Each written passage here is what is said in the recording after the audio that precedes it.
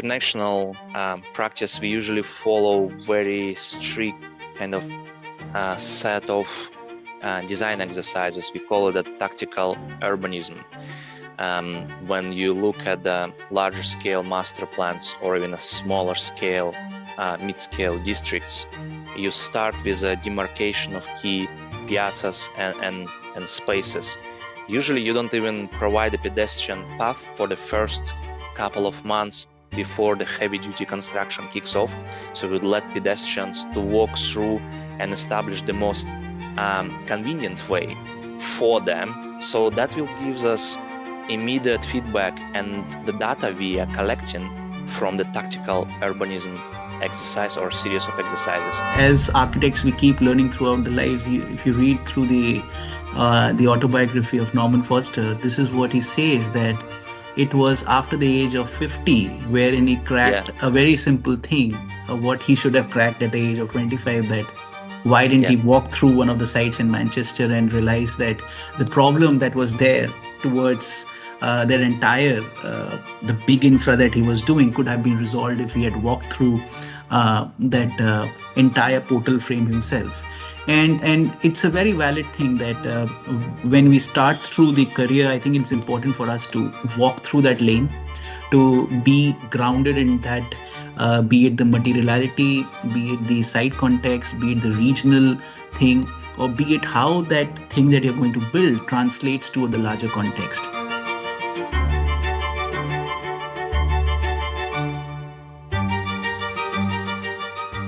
Everybody, my name is Pooja Tiwari, and I'm once again very delighted to welcome all of you to episode 16 of VC Live Season 3. If you're joining us for the first time, VC Live is presented by the Godrej Value Co-Creators Club, an initiative by Godrej Locks and Architectural Solutions. GVCC is a growing community of over 2,000 architects and designers across India, brought together to exchange ideas, explore innovation, and champion meaningful people-first design. If you haven't joined the community yet, you can do so right now by clicking the link in the chat box. Let's take a moment to see what GVCC is all about. Welcome to the Godrej Value Co-Creators Club, where innovation meets collaboration. GVCC is a unique platform for architects and interior designers to merge their creative visions with our innovative product offerings. We aim to cultivate a network of thought leaders, driving innovation and excellence in the industry. Celebrate your achievements with our GV's Awards, recognizing innovative projects across various verticals. Join our community through exhibition visits and masterclasses to stay updated on the latest trends and technologies. Enjoy exclusive access to new products, special discounts, and tours of our Mumbai and Goa plants. Join the Godrej Value Co-Creators Club today.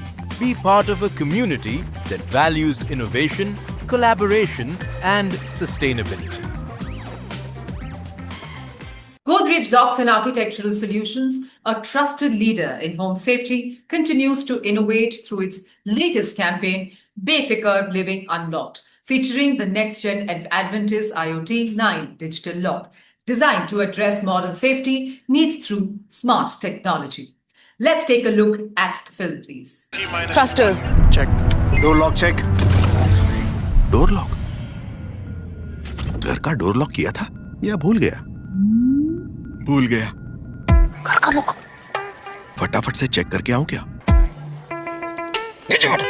ले आइए Godrej IoT 9 digital lock 9 secure access modes automatic locking triple board और कई advance features अब घर के अंदर या बाहर रहो बेफिक्र घर जाते ही गोदरेज डिजिटल लॉक लगवाऊंगा VC Live is a monthly thought leadership series where we bring together industry leaders to explore the evolving future of architecture and design. This season's theme is Future Forward, which looks at how innovation, sustainability, and people-centric thinking are reshaping how we design cities, infrastructure, and everyday environments. Today's session, the role of human experience in architecture, focuses on a fundamental question. How do we design spaces that truly respond to human needs, emotion, and everyday life across scales, culture, and context. From city-scale developments to individual buildings, this session explores how architecture can move beyond form and function to create meaningful, empathetic, and memorable experience. We'll also have a live Q&A session at the end, so feel free to drop your questions in the question answer tab as we go along. All right, now it's time to invite our first speaker for this session. With over 19 years of international experience, he leads one of 10 in Design Global Studios and is credited with shaping some of the firm's most iconic and complex projects across Southeast Asia, the Middle East, and Europe.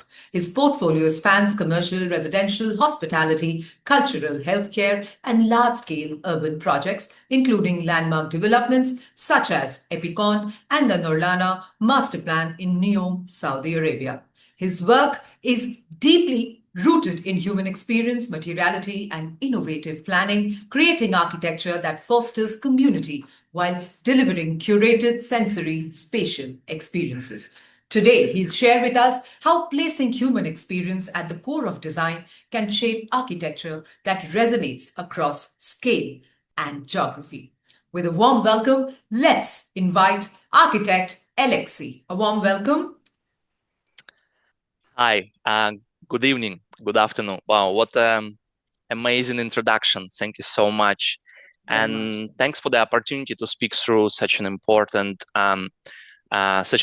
topic. As architects, we all discussing this matter pretty much on a daily basis. But I'm looking forward to touch on all aspects of this topic together with our colleagues around the globe tonight. So first, I would like to start with quickly introduce ourselves as TEN Design. We are a global practice, and our scale spans across multiple disciplines and the project typologies, from large master plans of cities, urban design, districts, and communities to mid-scale interventions such as mixed use, hospitality, and residential projects with different urban choreography, all the way down to intimate, human-centered and curated spaces for private single living families. For me, great design is all about connecting those scales. So let's start with big picture when we move into our main topic. What are the main challenges today when designing for human experience? Right now, much of development agenda is driven by commercial value, complex program demands, constructability pressures, and tight schedules. And unfortunately, sustainability is not always very well considered. Those constraints are real, indeed, but often it squeezes out the moments that make space enjoyable. So we like to follow straightforward parameters to help us design people-friendly destinations. Let's treat it as a set of tools for the simplicity. First tool, which is probably the most important for us, is the scale, or shall I say dichotomy of scales, from urban to human, as you can see in a residential scheme we did a while ago in Europe. At the city scale, we plan mobility devices, open space network, and masses to shape sunlight, protect from, or actually open to the wind, depends on the region and location. And at the human scale, the facade detail, the architectural devices, or a sequence of space is what you actually touch and remember. Another clear example of a harmony of two scales is our large ultra-luxury multifamily community in the Middle East. Successful projects align to, as I mentioned before, a master plan that creates legible, walkable path and public rooms. And the buildings that resolves down to tactile human scale. And then lodges, courtyards, semi-public pocket spaces are obviously essential, as all of us know. The mediator between the city and the home will become an urban glue, an urban connector between the urban interventions and the human touches or human moments.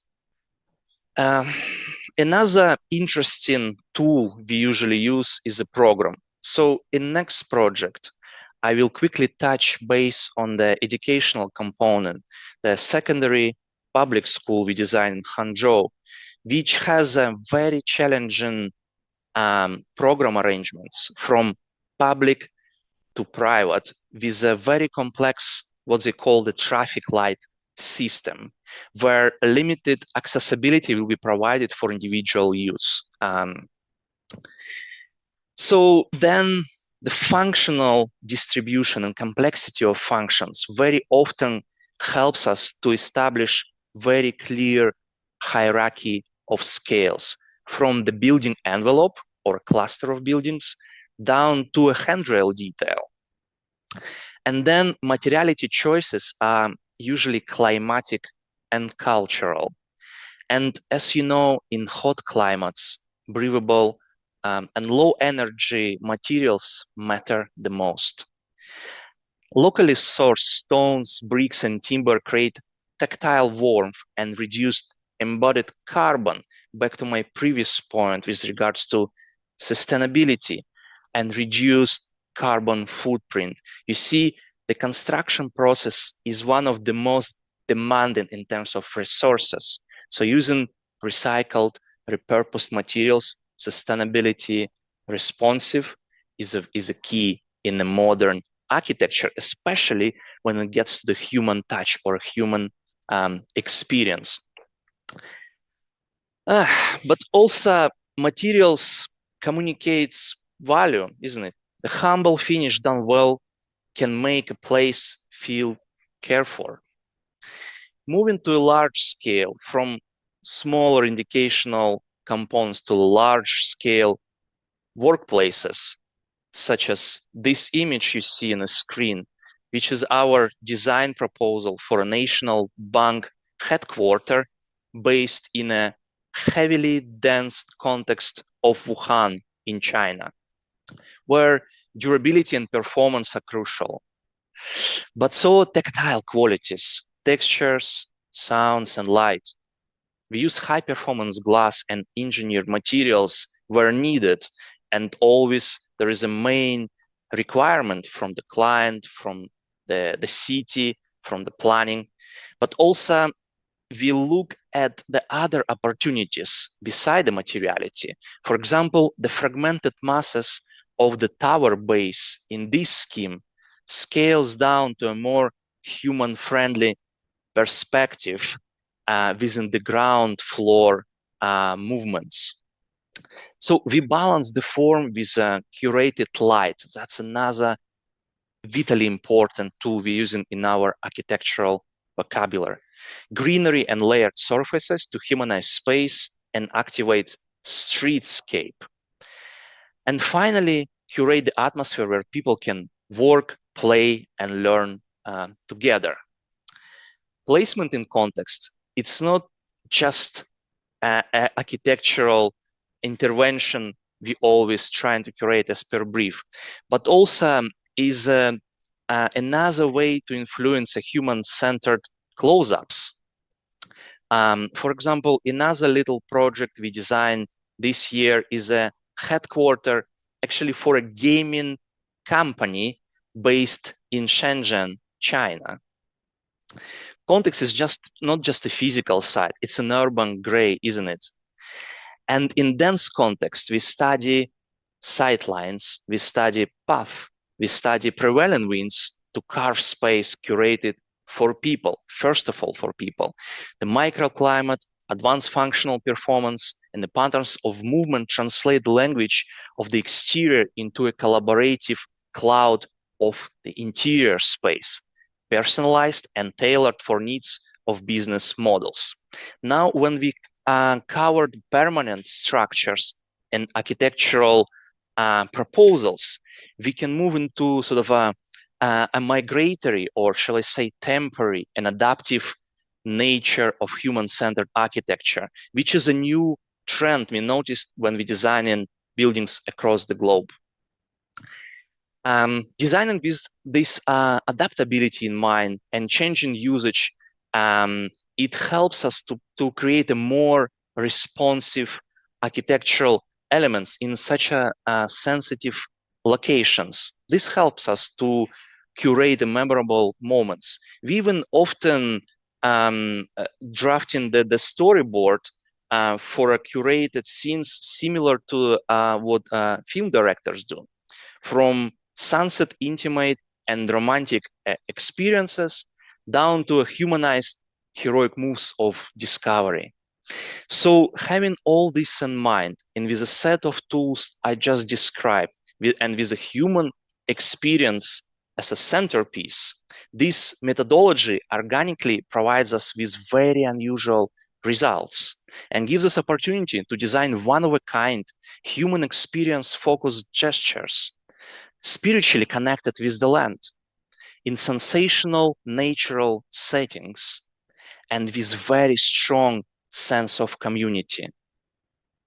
Thank you so much, Architect Alexey, for that thoughtful and insightful presentation. And of course, apologies for the technical glitch. I just hope that we're able to see you on video moving forward. No worries at all. Understood. Thank you very much. All right, let's move on to inviting the next speaker. He leads an award-winning practice with offices in Lucknow and Delhi, and his work spans from individual buildings to large-scale urban aviation, railway and institutional projects, both in India and internationally. Over the last decades, he has played a key role in shaping India's infrastructure landscape with major projects including the Ayodhya Airport, Jodhpur Airport, Varanasi Airport, redevelopment of transport hubs across Indian cities, and significant institutional projects such as the National School of Drama. His design philosophy blends cutting-edge technology with traditional design principles, ensuring architecture remains rooted in context, sustainability, and human experience. Today, he will share insights on how large-scale public and infrastructure projects can remain deeply human-centric while serving millions of people. A warm welcome to architect Harsh Varshneya. A warm welcome. Hi, Pooja. Good evening. Good evening. Can you see us? Yes. Yeah, we can see you. Thank you for the kind words, and thank you for having us on the webinar. I think setting the tone right. Firstly, you've already laid out the mandate, and Alexey, thank you for setting the tone from your end. I think we've seen wonderful examples as to how human-centric designs are important in today's time, and the different experiences we have compared to what we see internationally, globally, in different parts of the world, and how people are reacting to it. So I'll just share my screen and we'll just run through it. So for today, for everyone, I've just put together, we've collated a few examples of our work nationally and internationally. And we're just going through what our experience has been with respect to them. So what our experience has been delivering them for the people, and about the feedback about how the people have reacted to them in various forms. So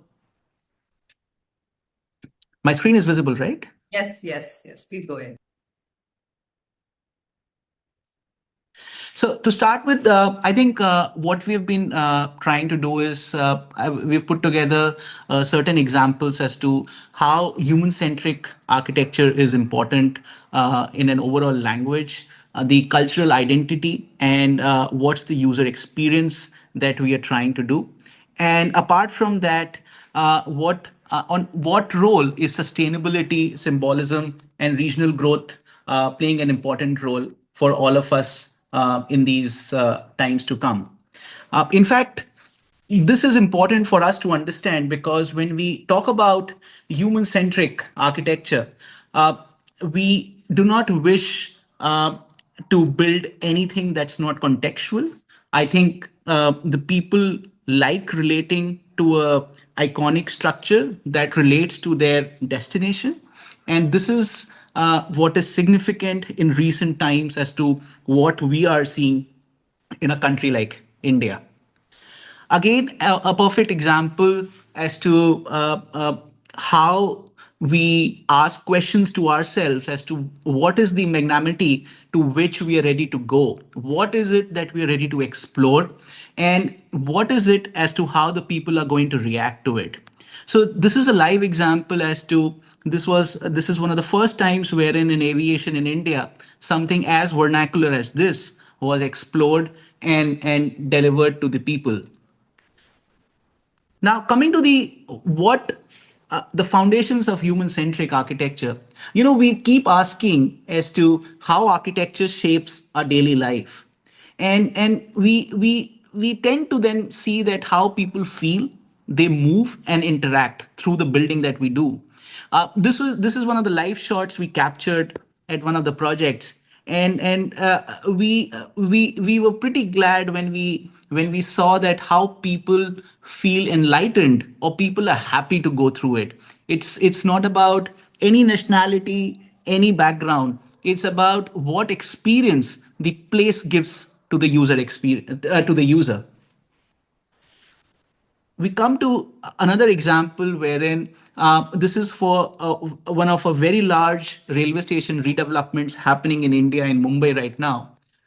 We Mumbai is a dream city for everyone in India.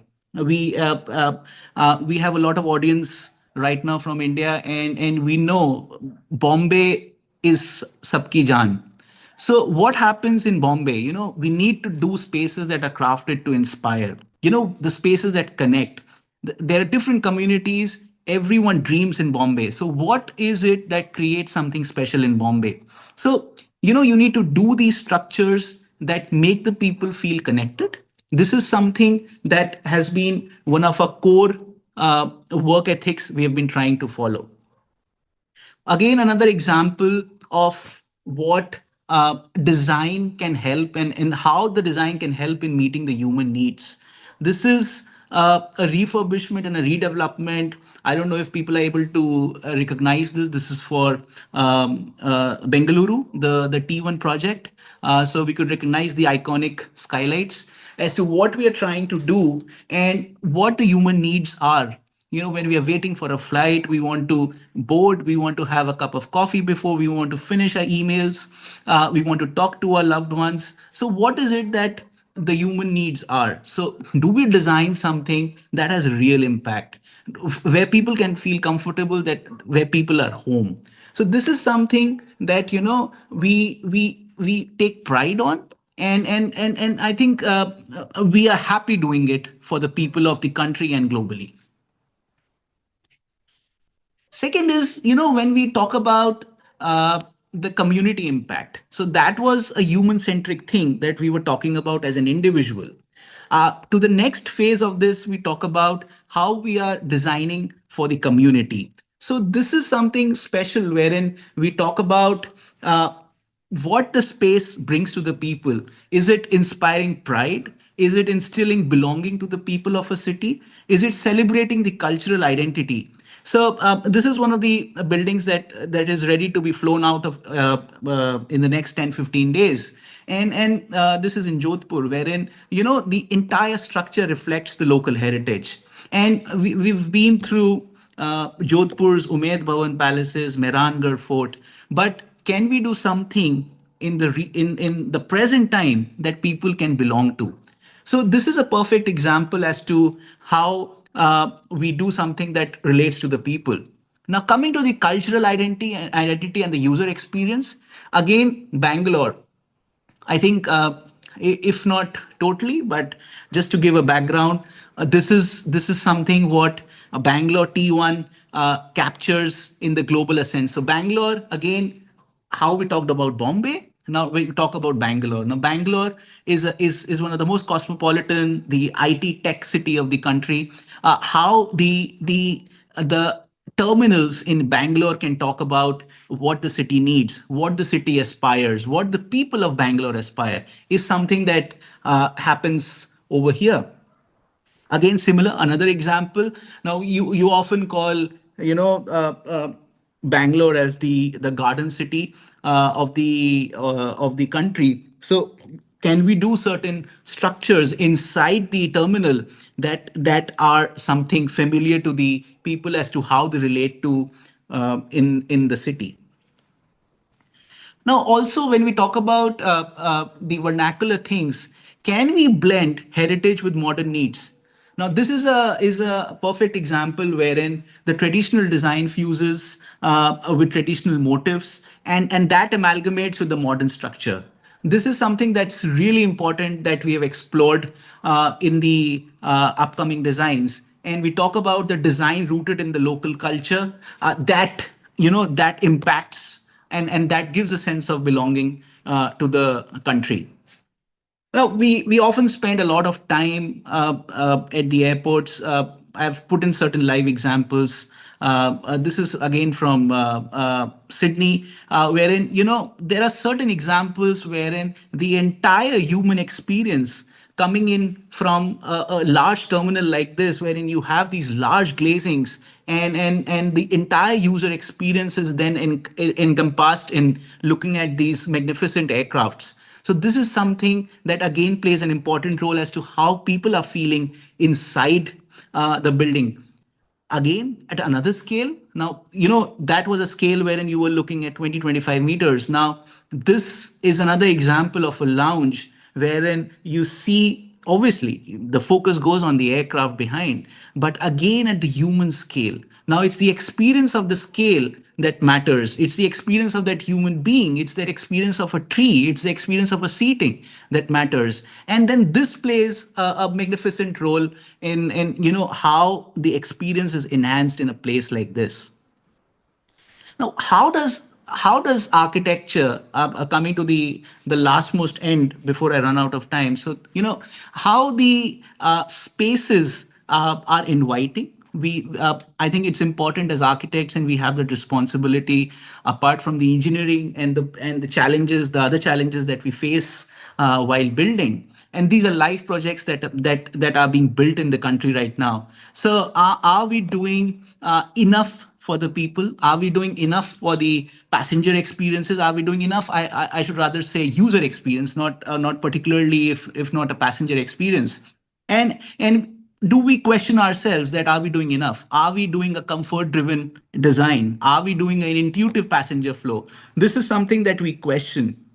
And again, while we are questioning ourselves while designing, we need to also take the responsibility of how we are transforming these big transport hubs. And these are big transit hubs wherein you have the aviation coming in with the railways. You have something as modular that you're going to expand in the next 20 years. So you're looking at a ultimate master plan for the next 30, 40 years. And as to how you are going to ensure that the human experience is going to be pleasant, constant, and not turn bad. This is something that the country has been facing a lot of challenge. And in the forthcoming designs, we are trying to take care of that.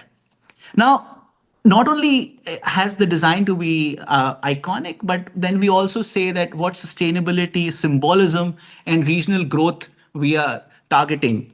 Now, if people are able to relate to this, another live example from one of the most busiest transit hubs in Europe, you can spend days. Maybe I'm happy spending an entire day over here because this place brings comfort. This place brings calmness because you can just work the entire day out. And this is how I think I've put together a few examples wherein how the human experience is enhanced by certain architectural styles. Again, that was in Paris. This is in Washington. Again, one of the most beautiful examples that we see is how this terminal is famous because of its lighting design. You don't have anything on the ceiling. If you see, it's all lit from below. It's such a beautiful terminal, and it's pleasant to walk through. It's calm to walk through. You don't feel the rush. You don't have certain things bonkering on your head. You can just walk through it. And this is something that's very enhancing for a user experience inside a building like this. So again, coming back to India as to what we see in buildings in southern part of the country. Again, coming back to Bombay, Andheri, where we do this. These type of architectural styles, they relate and they give you that magnanimity. They give you that grandeur. They give you that space. They give you that volume. I think that's important when we compare these with certain of these examples that are built across maybe in Qatar, if we say, if we look at Abu Dhabi, and these examples, for example, what I'm saying for Qatar is how the airport integrates nature and urban life, and this is something similar to what is required in today's time, and that blends with the urban design. That we have certain examples as to how that blends with urban design and that balances infrastructure and environment, and creates inviting and sustainable architecture.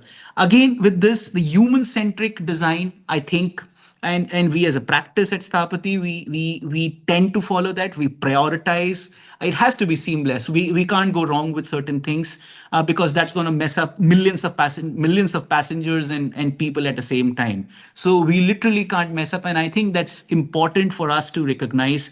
And because these centers also act as a catalyst for regional growth, it's very important that these are nodal points for the cities, and they need to act that ways. They need to be something of an icon for the city. They need to translate the aspirations of a place, of the people of a place, into what we are building.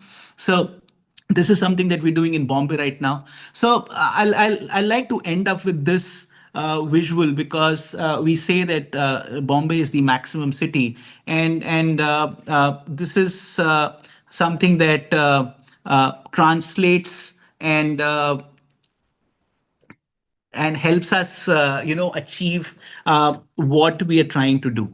Hi. So I think, firstly, thank you very, very much for showing such amazing works. I think your entire presentation quite resonated with the topic, which is human experience. In almost all the slides that you mentioned, I think everywhere it was the inspiration part and the comfort giving to the human experience is something that was quite visible in every slide. So thank you very, very much for that. All right, so on that note, I think both the presentations highlight how human experience must remain central even when architecture operates at scale across systems, cities, and infrastructure. So before we move forward, I just thought we'll take a couple of more minutes, and in case either of you would want to discuss something or maybe ask each other something about your works or anything, this is the time. Yes. Harsh, do you want to go first? No, you go first. You started the presentation. Go ahead. Okay.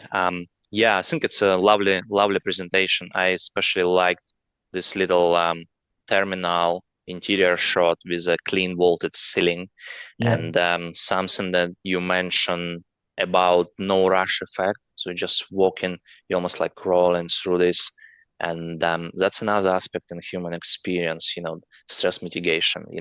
Transportation hubs always extremely stressful, or can be extremely stressful. So I quite appreciated looking at that particular image. Just a question for you, as you got a very strong engagement with community. We already understand, we learn how important the community, the sense of community is in India. The thing is, the architecture and all architectural solutions and building infrastructure is driven by experts, right? Whether you have a traffic expert, you have a developer, you have a city, you have architect, you have engineers, bunch of different disciplines, right? So how do you balance it with the community knowledge, right? Do you usually get sort of open way conversations with the community representatives? How does this work based on your particular experience? I think, Alexey, that's a very valid question. And when we work in these urban centers, I think it starts with certain questions to yourself, as to what are you happy doing something that you're willing to do there? Are you happy building a form you think that is suitable to that place? And that question, once you have answered yourself, that translates into a series of questions that goes to a larger audience, as I would say. We talk about, we do certain stakeholder consultations. I think we have a very valid and a very wide format thing when we work in Europe or when we work in countries as far as Australia or New Zealand. There's always a consultation that happens. And I think that format is something that's very much appreciated across the globe, and that's slowly creeping in Indian work format as well. Though we follow a very US style of format in which I've recently figured out that India and US are pretty similar to the style of working that we work in terms of consultations. But in terms of the stakeholder meetings that we wish to do, I think those questions lead to a lot of series of questions then. And you start asking them through the various stakeholders. You start asking them to people. You start asking them to the people who are going to use the terminal. There was a very interesting thing that happened. In fact, it's a live example. We were to start an exercise in a dense urban fabric, and it had these big trees, 30, 50 years old, 100 years old trees maybe. And the first question that came to our mind was, why are we even building something on it? Why do we need to build? Is there something that we can avoid? There is no need to unnecessarily build something. And these are certain basic answers that once you are through, I think you start asking these questions to the larger audience and then get an answer. But in a nutshell, to answer your question, I think yes, there need to be series of stakeholder consultations, get people across the board, get people across the table, and talk it through.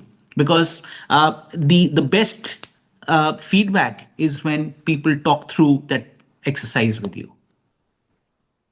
Very interesting. Yeah. Yep. In case you have any question, Architect Harsh. I think, Alexey, that it was a very comprehensive, a range of projects that we saw in your presentation. So one of the things that was coming to my mind was that how do we balance an expert-driven solution with community knowledge? Is that something that you think you are able to balance, or that goes through a series of iterations? No, look, international practice, we usually follow very strict kind of set of design exercises. We call it a tactical urbanism. When you look at the larger scale master plans or even a smaller scale, mid-scale districts, you start with a demarcation of key piazzas and spaces. Usually you don't even provide a pedestrian path for the first couple of months before the heavy duty construction kicks off. So we'd let pedestrians to walk through and establish the most convenient way for them. So that will give us immediate feedback, and the data we are collecting from the tactical urbanism exercise or series of exercises will shape design, right? Will shape design. Obviously, there are some items which we should be very careful with and rely on the expertise, constructability, budget limits, structural gymnastics of key elements. We cannot give it in terms of decisions to the community, right? It needed to be taken care of because that's a safety in place. There are a bunch of different things. But the tactical urbanism can actually help us to create a framework or a chassis for the future development. So it's proven to be extremely useful tool in terms of us collecting the necessary data. But elements such as budget, safety codes, etc., so on, it need to be taken care of by the professionals. So that's one thing. Another one is it's always good to understand the future flexibility, or what we call the post-occupancy period of the building, the master plan, or actually any scale of architectural intervention. Now, as we know, there's a big demand for parking structures, right? Basement parking, above ground parking, etc., so on. But different parts of the world are moving towards autonomous vehicles, B, micromobility devices. So now all good cities, nice cities where you want to live in, they're actually designed for people, first of all, and for a pedestrian movement across the site.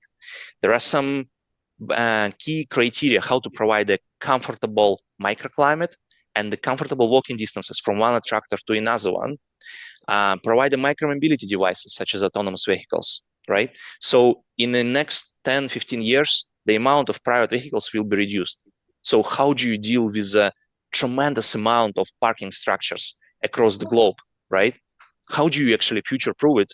And how can you potentially change the function of this element? This is just an example. Can be, there are millions of elements which need to be future-proofed. But this is just an example, right? Parking structure. So, having an early engagement with community, with society, with future residents or future users or end users or stakeholders can actually help us to look at multiple scenarios of how to activate a space in a 5-year, 10-year time, right? Once parking structure is not necessary. Another interesting exercise we found quite fascinating, and we've tested this technique in a couple of areas where the climate is extremely hot, is opportunities for businesses. And then we reestablished the hierarchy of streetscape elements. Now we understand for streets to be comfortable, the proportions need to be that wide, and the buildings or the lower portion of the podium need to be that tall, and the colonnade need to be that deep. Yeah. So the future business can actually come over, rent a shop, keep streets active, so you always pleased to walk along. So there are a bunch of tools we are using, a bunch of ingredients we have in our menu to provide a successful architecture, successful placemaking elements, etc., and so on. So it's I would say it's kind of fundamental question, and it's this sort of feedback, architectural feedback on this question is always evolving. I found that 5-10 years ago it was one approach. Now it's totally different. It's actually more human oriented than 5 years back. Yeah, that would be my view on this matter. Perfect. Thank you. All right. So I think, thank you very much for that extended piece of information, suggestion, knowledge that I'm sure our audience members are very excited about. So thank you very much. Now, moving on and jumping onto the audience questions, I'm sure we have a lot of questions, by the way, in the chat box. So, but before that, we'll quickly take and go ahead and take the audience poll. We have a very interesting session in the VC Live, which is called the audience poll. So we have 2 questions that I'm going to ask the audience members one by one, and we'll take the audience poll and see what is the majority of the votes that we get in whichever option. So we have 1 question, 4 options. Similarly, we have the second question and 4 options. So without further ado, let's quickly jump on to the poll question. This is for you, audience members, requesting all of you to quickly, we have 30 seconds that you will get. You have to quickly go and vote for the option that deems fit for you.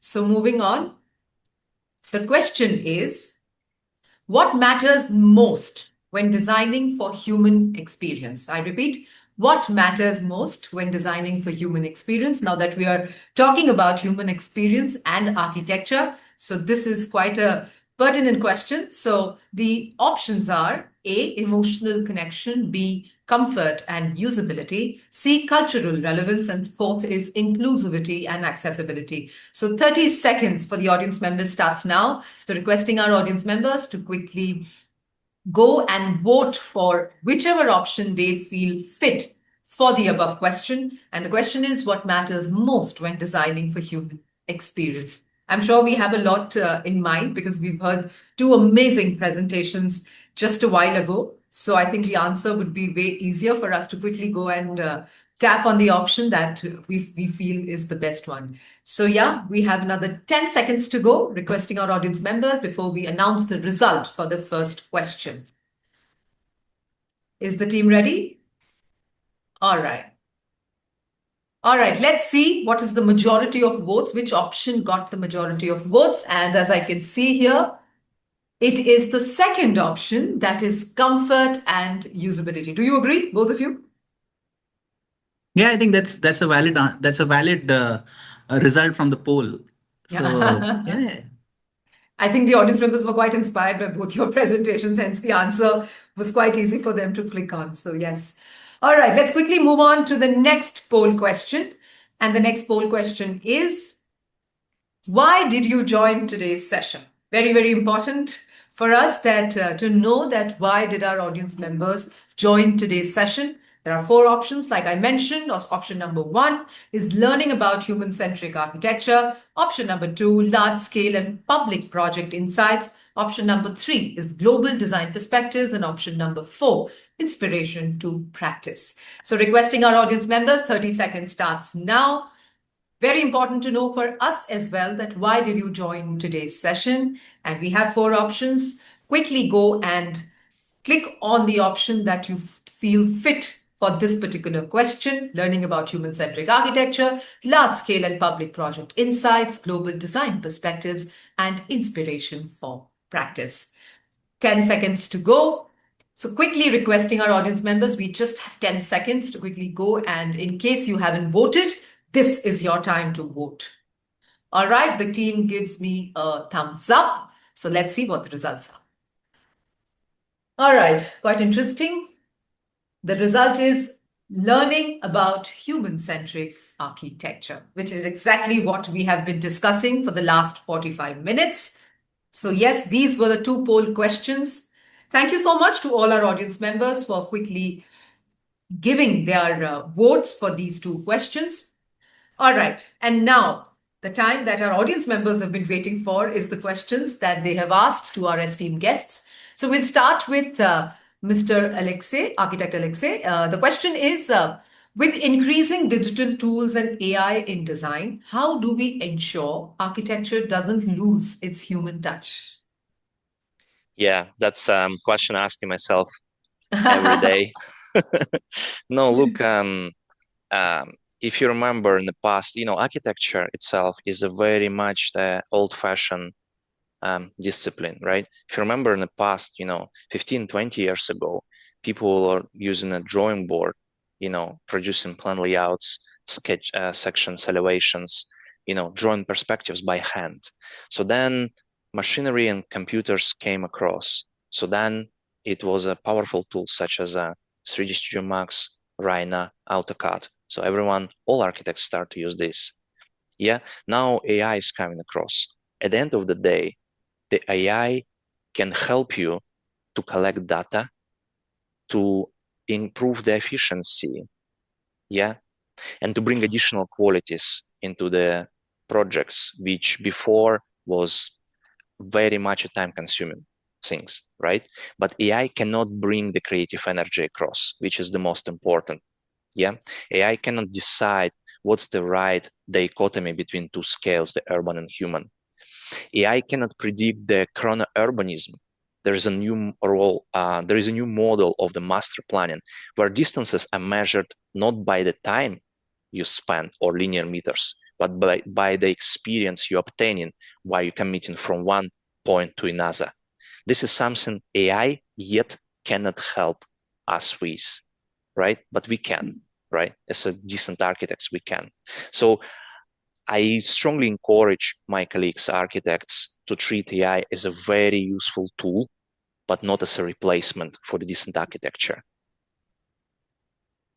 Absolutely lovely answer. I think human experience, human touch is absolutely, human wisdom is also extremely important with the kind of work that you guys do. So thank you very much.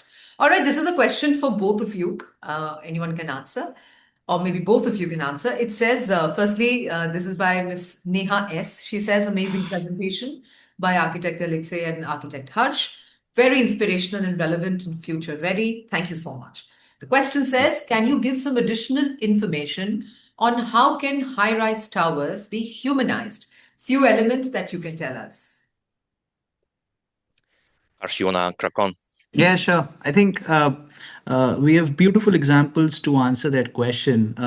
If we walk through the streets of most of the Southeast Asian countries and even Mumbai now, I think to make them more humane, as we would want to say, I think the use of sky gardens is one of the examples or one of the measures that we are trying to follow in our practice to make these tall high-rise buildings be human-centric, be it at a 55th floor, you don't need the people to walk or take a lift elevator down all the way down to the podium level, but you could have a very nice a jogging track and a sky garden over that. And I think one of the best examples is obviously, though we all know the Marina Bay Sands, but there are many more examples in around the world and to make these tall buildings human centric, and not only at the top.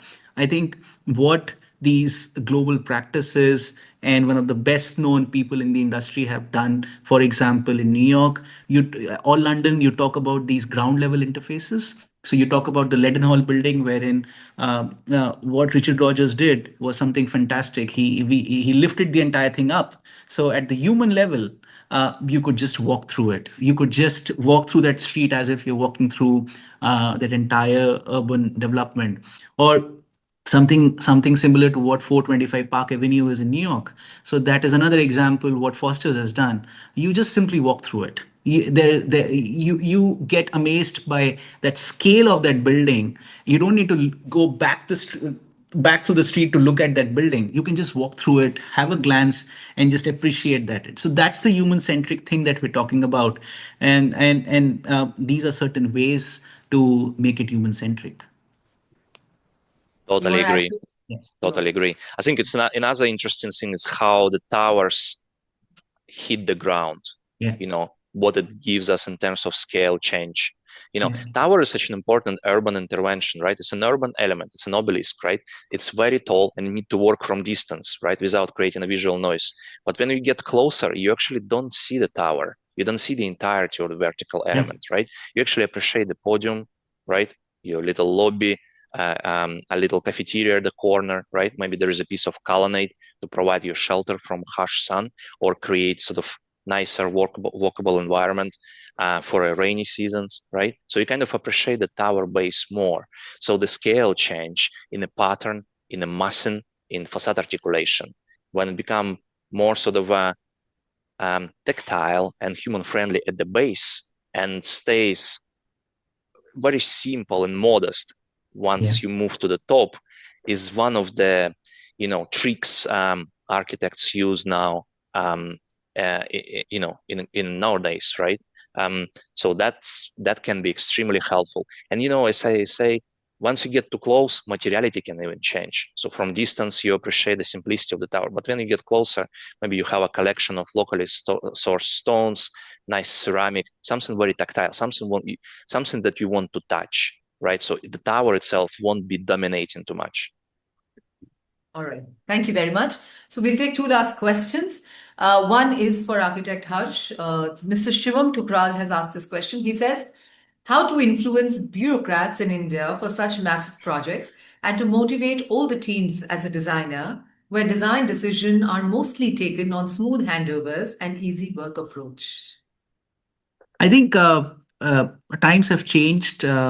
If we talked about a couple of decades back, this question would have been valid. But I think the top-down approach in the country is sort of they are also human centric, or they are also concerned about what the people need. So there is nothing difficult in this. It's a process. It's a dialogue, as I would rather say. And if we go through that dialogue in a positive way, we're able to do that.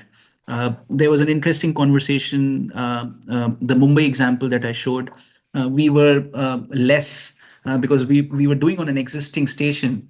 So the pathways, as Alexey, you were saying that in your project, so we had very little space for the people to actually walk through in front of the station. So now where do we get the space? We don't have the space in Bombay. We literally we can't borrow someone else's land.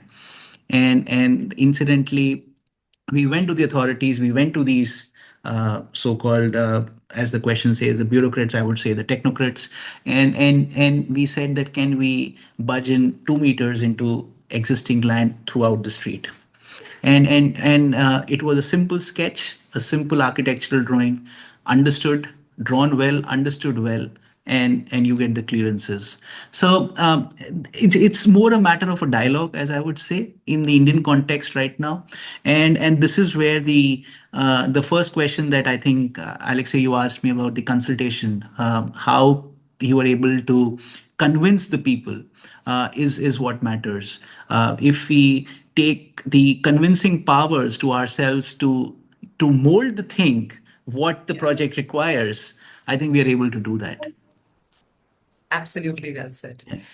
Thank you. So we'll take the last question, and it is, of course, for both of you. It says, what advice would you give young architects trying to design with empathy really early in their careers?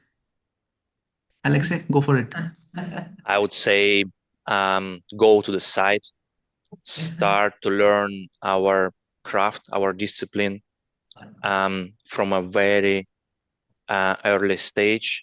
Be more attached to the site, to the construction, try to understand construction methods, try to understand how building components comes together, but also always focus on a bigger picture, on a big vision. It's very easy to get lost when you start to kill yourself looking at the minor details. Always keep the big picture in your head and you will succeed. What's good about architecture is it's a consistent learning curve. You can do architecture your entire life and every project will get better and more meaningful, right? So you have this opportunity compared to professional tennis players, for example. Their career is limited. In architectural world, we all beginners and there is a consistent learning curve. So if you're thinking about becoming an architect, that's a great choice. Thank you. Such a lovely answer. Yes, Architect Harsh. I think, Alexey, you've put it quite well. And as architects, we keep learning throughout the lives. If you read through the autobiography of Norman Foster, this is what he says, that it was after the age of 50 wherein he cracked a very simple thing, what he should have cracked at the age of 25, that why didn't he walk through one of the sites in Manchester and realize that the problem that was there towards their entire the big infra that he was doing could have been resolved if he had walked through that entire portal frame himself. And it's a very valid thing that when we start through the career, I think it's important for us to walk through that lane, to be grounded in that, be it the materiality, be it the site context, be it the regional thing, or be it how that thing that you're going to build translates to the larger context. And if we are aware of certain things and we are conscious of these things, I think we are able to sail through it. It's also a matter of the larger picture that yes, we may not be really involved into the smallest of the details. I think that's fine, and we should not worry about these small details every time, because as architects you have the larger picture to look into. You talk about the pathway to how the tall building ends at the top. That's the crown of the building. How you're walking through a certain space that gives you that sense of relief. So it's all about these details at small and larger scale. I think if we walk through it, if we keep that in mind, we're conscious about it, we're able to sail through it. Agree. Thank you so much. Thank you for those responsible answers, I must say. And I think our audience members are quite happy with those answers. All right, so on that note, that brings us to the end of VC Live Season 3, Episode 16. Once again, heartfelt gratitude to our incredible speakers, Architect Alexey and Architect Harsh, for sharing your insights and experiences with all of us. Thank you, Pooja. And of course, to our lovely audience members for joining in as for today's live session. Today's session reminds us that architecture is not just about buildings, it's about people, empathy, and experience. Until next time, stay curious, keep questioning, and continue designing with purpose. We shall see you very soon in the next episode. Thank you very much. Thank you. Thank you. Thank you. Thrusters. Check. Door lock check. Door lock घर का door lock किया था या भूल गया घर का lock फटाफट से चेक करके आऊं क्या ले आइए Godrej IoT 9 digital lock 9 secure access modes, automatic locking triple bolt और कई एडवांस फीचर्स। अब घर के अंदर या बाहर रहो बेफिक्र। घर जाते ही गोदरेज डिजिटल लॉक लगवाऊंगा। Welcome to the Godrej Value Co-Creators Club, where innovation meets collaboration. GVCC is a unique platform for architects and interior designers to merge their creative visions with our innovative product offerings. We aim to cultivate a network of thought leaders, driving innovation and excellence in the industry. Celebrate your achievements with our GV's awards, recognizing innovative projects across various verticals. Join our community through exhibition visits and masterclasses to stay updated on the latest trends and technologies. Enjoy exclusive access to new products, special discounts, and tours of our Mumbai and Goa plants. Join the Godrej Value Co-Creators Club today. Be part of a community that values innovation, collaboration, and sustainability.